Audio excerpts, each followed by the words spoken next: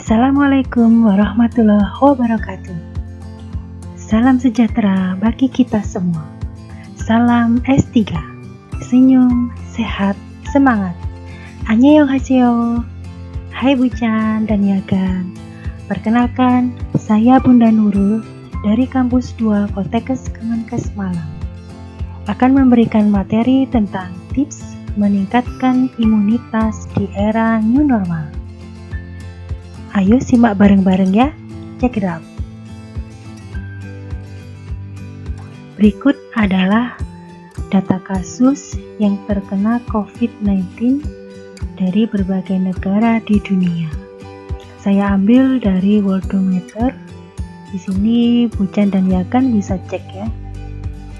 Di sini disebutkan bahwa Indonesia itu berada pada posisi ke-23 dari 215 negara. Hal ini menandakan bahwa masih terus ada penambahan kasus COVID-19. Dan ada berita yang menyebutkan bahwa virus ini akan terus ada. Nah, Bucan dan Yagan, bagaimana usaha yang dapat dilakukan untuk meningkatkan daya tahan tubuh atau imunitas agar tetap optimal sehingga tidak mudah terserang COVID-19 ini. Saat ini kita berada pada era new normal. Apa itu era new normal? Saya yakin Bucan dan Yagan sudah mengetahuinya. Jadi, era new normal adalah kita sudah dapat melakukan aktivitas seperti biasa, misalnya belanja ke pasar, berjualan, pergi bekerja, tapi tentu tetap menerapkan protokol kesehatan. Ingat ya, Bucan, ya kan? Protokol kesehatan. Di slide berikut ini, saya akan menjelaskan tentang tips meningkatkan imunitas. Baik imunitas fisik maupun imunitas jiwa. Untuk imunitas fisik, agar lebih mudah diingat dan diterapkan, di sini saya singkat MAMIOB. Nah, apa itu? MAMIOB. Let's see. Ma adalah makanan bergizi. Bucan dan Yagan untuk memenuhi gizi seimbang dikenal dengan istilah isi piringku. Seperti pada gambar tersebut, dengan komposisi sekali makan, yaitu terdiri dari 2/3 dari setengah piring adalah nasi, 1/3 dari setengah piring adalah lauk pauk, dan 2/3 dari setengah piring adalah sayuran, 1/3 dari setengah piring adalah buah-buahan. Untuk karbohidrat, tidak hanya nasi, bisa diganti dengan jenis makanan pokok yang lain, misalnya kentang, ubi, singkong, jagung, sagu. Selanjutnya, untuk lauk pauk merupakan sumber protein hewani seperti daging sapi, telur, susu, ayam, ikan, dan juga protein nabati seperti tahu, tempe, kacang-kacangan. Nah, Bucan dan Yagan tinggal memilih menurut selera. Kalau saya suka tempe dan tahu karena murmer dan bergizi. Juga bisa diolah dengan berbagai jenis makanan. Sedangkan untuk memenuhi kebutuhan vitamin dan mineral, ini dapat terpenuhi melalui sayuran dan buah-buahan. Untuk sayuran dan buah-buahan juga menurut selera. Jadi misalnya Bucan dan Yagan suka pepaya atau pisang hijau, ini bisa untuk melancarkan BAB. Atau misalnya suka jeruk, jambu biji yang banyak mengandung vitamin C. Nah, dari isi piringku ini bisa dilihat juga komposisinya tadi ya. Jadi mulai sekarang diusahakan untuk lengkap memenuhi 4 unsur tadi. Dan tentu perlu diingat, tidak harus mahal. Kalau saya mengistilahkan adanya 4 bintang. Jadi bintang 1 karbohidrat, bintang 2 lauk pauk ya, protein hewani atau protein nabati. Kemudian bintang 3 sayuran ya. Kemudian bintang 4 buah-buahan. Nah, paling tidak Pujan dan Yakan bisa mengusahakan minimal 3 bintang. Jangan hanya 1 bintang. Misalnya dikasih nasi dikasih garam. Nah, itu zaman dulu ya. Semoga tidak ada untuk saat ini. Karena kenapa kok semuanya makanan pokok misalnya nasi tadi, nanti yang numpuk karbohidrat kalau di dalam tubuh, kalau sudah menumpuk kan disimpan sebagai lemak. Nah, akhirnya tambah melar ya. Jadi tidak langsing lagi tapi langsung. Jadi makanya kita ikuti juga anjuran ini dari pemerintah bahwa mengikuti untuk komposisi makanan bergizi adalah dengan isi piringku.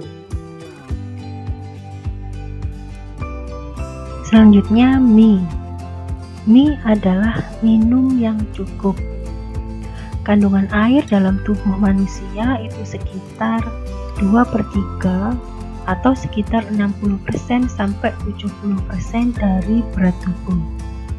Kekurangan konsumsi air bisa membuat kita dehidrasi atau kekurangan cairan tubuh. Air putih merupakan minuman yang paling sehat dan tidak berbahaya karena dibutuhkan oleh tubuh kita untuk menjaga kesehatan. Nah, di sini untuk memenuhi kebutuhan air di dalam tubuh kita, paling tidak kita bisa meminumnya sekitar 8 gelas sehari dengan ukuran gelas sekitar 200 sampai 250 cc. Jadi dalam 24 jam atau sehari adalah sekitar 1,5 sampai 2 liter. Nah, di sini saya memberi tips untuk Pujan dan Yakan kapan kita minum misalnya segelas air. Nah, di sini saya beri tips misalnya saat bangun pagi, kemudian setelah sarapan, kemudian sebelum aktivitas, menjelang siang, setelah makan siang, menjelang sore, setelah makan malam, atau sebelum tidur. Jadi dengan 8 gelas itu diharapkan bisa terpenuhi kebutuhan cairan dalam tubuh kita. Selanjutnya adalah O. O olahraga atau aktivitas fisik sekitar 30 menit per hari. Untuk Pujan-Pujan mungkin bisa melakukan kegiatan seperti biasanya, misalnya memasak, setrika, menyapu, menjahit, kemudian bisa mengepel, membersihkan rumah, menata perabotan. Kalau Yakan-Yakan mungkin bisa mencuci mobil, berkebun, menanam pohon, atau olahraga ringan misalnya jalan pagi atau bersepeda. Itu lagi in ya sekarang untuk bersepeda. Nah, ini bisa dilakukan mungkin bersama-sama dengan keluarga. Selanjutnya B, berjemur. Untuk berjemur, saya mendapatkan dari beberapa referensi yang saya baca, yang paling bagus adalah sekitar pukul 10 pagi. Dan itu bisa dilakukan tidak usah terlalu lama waktu berjemurnya, jadi cukup 15 sampai 20 menit. Dan juga saat berjemurnya tidak harus ke pantai dulu. Hanya cukup di teras rumah sambil ngobrol dengan keluarga, itu juga bisa. Jadi sinar matahari pagi ini bermanfaat membentuk vitamin D3 yang dibutuhkan oleh tubuh. I. I adalah istirahat yang cukup. Jadi istirahat yang cukup ini harus memenuhi syarat kuantitas dan kualitas yang baik. Kuantitasnya adalah lama tidur. Nah, ini sesuai dengan usia. Jadi misalnya kalau usianya sekitar 18 sampai 45 tahun, itu jam tidurnya sekitar 7 sampai 8 jam setiap hari. Sedangkan untuk lansia ini bisa 7 jam sehari, atau bahkan yang 60 tahun ke atas bisa 6 jam per hari. Jadi disesuaikan, makin bertambah usia makin berkurang jam istirahatnya. Kemudian untuk kualitasnya ini bisa dilihat pada saat tidur atau dirasakan ya. Jadi pada saat tidur itu tidak sering terbangun saat tidur, kemudian bangun di pagi hari dengan kondisi yang segar, kemudian dapat tidur dengan mudah 30 menit setelah berbaring. Nah, ini termasuk di dalam kualitas tidur. Dan kenapa istirahat kita harus cukup, Ucan dan Yakan? Karena kalau istirahatnya kurang, ini bisa menimbulkan berbagai dampak. Misalnya daya tahan tubuh menjadi menurun, jadi gampang sakit, kemudian kurang istirahat jadi tidak fokus, ngantuk pada saat kerja. Nah, kalau sudah demikian kan bisa mengurangi produktivitas kita. Jadi sebaiknya istirahat yang cukup sesuai usia, paling tidak 7 jam sehari. Nah, Pucan dan Yakan, selanjutnya kita masuk di imunitas jiwa. Untuk imunitas jiwa, agar lebih mudah mengingat, saya memberikan singkatan PETRIS. Ya, bukan Patrick ya, PETRIS. Nah, apa itu? Let's see. Untuk P pertama, perasaan atau emosi positif. Hal ini nampak misalnya dengan hati yang gembira atau bahagia, kemudian humor, senang humor, pembawaan tenang, kemudian banyak bersyukur ya. Jadi misalnya saat bercengkrama dengan keluarga ya, biasanya kalau perasaan atau emosi bisa terlihat dari ekspresi wajah. Jadi seseorang akan terlihat orang itu sedang bahagia, sedang sedih, sedang murung, sedang kecewa. Nah, itu bisa nampak terlihat di ekspresi wajahnya.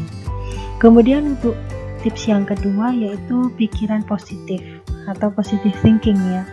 Nah, ini sebaiknya kita mengingat pengalaman-pengalaman yang menyenangkan saja. Jadi memikirkan hal-hal yang positif agar tidak sampai kita mengalami stres. Dengan hal-hal yang positif atau perasaan emosi yang positif, jadi bisa meningkatkan daya tahan tubuh. Selanjutnya P yang ketiga yaitu perilaku yang positif. Ini juga bisa dikaitkan dengan tadi yang imunitas fisik ya. Jadi beraktivitas sesuai dengan kesukaan kita. Jadi misalnya senang untuk masak, jadi kita memasak, mencoba berbagai macam resep.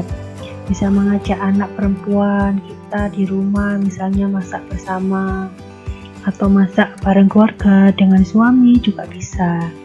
Atau juga misalnya saat punya baby, nah ini dibantu misalnya untuk memandikan bayinya ya, atau mungkin aktivitas yang lain, misalnya hobinya menata rumah, jadi rumahnya ditata, perabotannya dipindah, diganti suasana.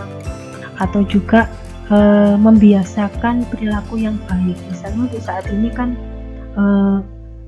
sedang pandemi, jadi yang diutamakan dari manapun pulang harus cuci tangan. Nah, cuci tangan sesuai dengan pedoman WHO ya, 6 langkah cuci tangan. Selanjutnya S, spiritual positif. Untuk spiritual positif ini, Ucan dan Yakan bisa bersama-sama melakukan ibadah bersama di rumah, ataupun kalau memang misalnya melakukan ibadah di luar rumah atau di tempat ibadah, tapi dengan tetap menerapkan protokol kesehatan. Selanjutnya adalah H, hubungan sosial positif. Hubungan sosial positif ini misalnya di dalam keluarga ataupun di tempat tinggal sekitar rumah, misalnya dengan tetangga. Nah, dengan misalnya saling memberi pujian atau saling membantu atau juga menghindari obrolan yang negatif. Nah, ini juga bisa meningkatkan hubungan sosial positif. Jadi misalnya kalau di rumah hujannya memasak, kemudian yakannya memuji, misalkan masakannya enak, seperti itu. Atau misalnya saling membantu dalam pekerjaan, menyelesaikan pekerjaan rumah, ini juga bisa. Dan yang paling utama jangan sampai membuat obrolan yang negatif, nanti menjadi hubungannya tidak kondusif lagi. Demikian tadi mengenai tips, bagaimana tips meningkatkan imunitas fisik dan imunitas jiwa. Jadi untuk imunitas fisik disingkat adalah MAMIOB. Sedangkan untuk imunitas jiwa disingkat adalah PETRIS. Jadi gampang kan Hujan ya kan untuk mengingatnya. Saya akhiri. Wassalamualaikum warahmatullahi wabarakatuh. Salam S3, senyum, sehat, semangat. Terima kasih. Kamsahamnida.